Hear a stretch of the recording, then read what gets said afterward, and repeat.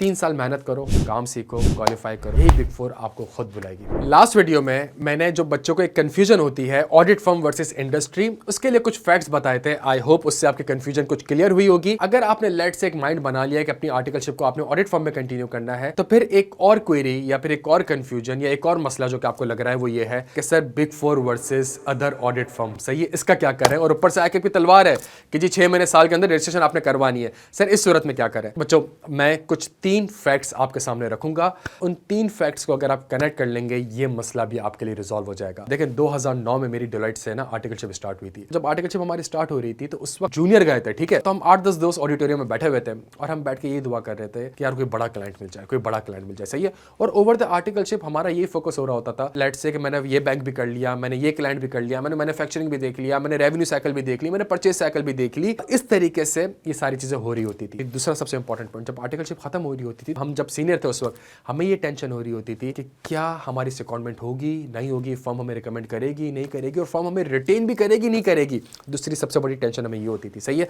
तीसरी चीज, 2009 से लेकर 2023 तक मैं डेलॉइट के साथ वाबस्ता रहा और अभी भी मुझे ऐसा लगता है कि बहुत सी चीजें ऐसी हैं जो कि शायद मैंने ठीक से नहीं सीखी, सही है, नहीं सीख पाया, या बहुत सी ऐसी चीजें जो कि मैंने सीख ली लेकिन शायद उसमें एक अच्छी एक्सपर्टीज में क्रिएट कर सकता था। और डेलॉइट के बहुत से ऐसे बड़े बड़े क्लाइंट्स थे जिनका मैंने ऑडिट नहीं करा। 14 साल मैंने अपनी जिंदगी के लगाए ऑडिट फर्म में, और पाकिस्तान में नहीं, पाकिस्तान के बाहर भी काम किया। उसके बावजूद मैं आपसे ये कह रहा हूं कि बहुत से ऐसे क्लाइंट्स थे जिनको मैं नहीं कर सका।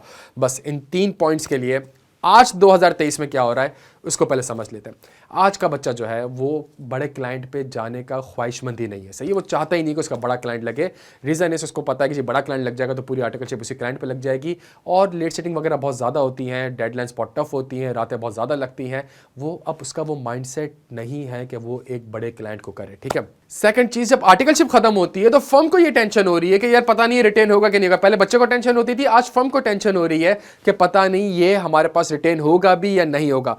तीसरी चीज़, आपकी आर्टिकलशिप 3 साल की है बच्चों, सही है। अगर आप लेट से बिग फोर ऑडिट फर्म में है और उस फर्म के पास 400 बड़े क्लाइंट है, 400 बड़े क्लाइंट है, 3 साल में 400 बड़े क्लाइंट आप नहीं कर सकते। 3 साल में आप हार्डली 2 से 3 बड़े क्लाइंट करेंगे, उसके अलावा प्राइवेट कंपनीज, म्यूचुअल फंड्स वगैरह कर रहे होंगे, सही है। बनिस्बत अगर एक और लड़का जो कि बिग फोर में नहीं जा रहा, सही है, और उसने किसी छोटी फर्म में करा, उसके पास उस छोटी फर्म में लेट से है ही 3-4 क्लाइंट, तो वो 3-4 क्लाइंट में से भी 1-2 क्लाइंट तो वो ही कर लेगा, ठीक है। अब यहां इन 3 डॉट्स को कनेक्ट करने की कोशिश करें, आपकी जिंदगी बड़ी आसान हो जाएगी। देखें, पूरी जान लगाएं बिग फोर के लिए, सही है, पूरी एफर्ट्स करें, तैयारी अच्छी करें, टेस्ट को सीरियसली लें, इंटरव्यू को सीरियसली लें, पूरी जान मारें आप, ठीक है। लेकिन अगर खुदा ना खास्ता बिग फोर फर्म में नहीं हो सकता, तो इसके अलावा जो आपके पास नीचे फर्म्स आती हैं उसमें से आप चेक करें कौन सी बेस्ट फर्म है, थोड़ी सी रिसर्च करें, थोड़ा सा एनालाइज करें, कॉन्टेक्स्ट निकालें, दोस्त से पूछें, जो वहां पे काम कर रहे हैं उससे पूछें, ठीक है। सेकंड चीज सबसे ज्यादा इंपॉर्टेंट है और वो ये है, यार देखें, सीखना आपने ही होता है, ठीक है।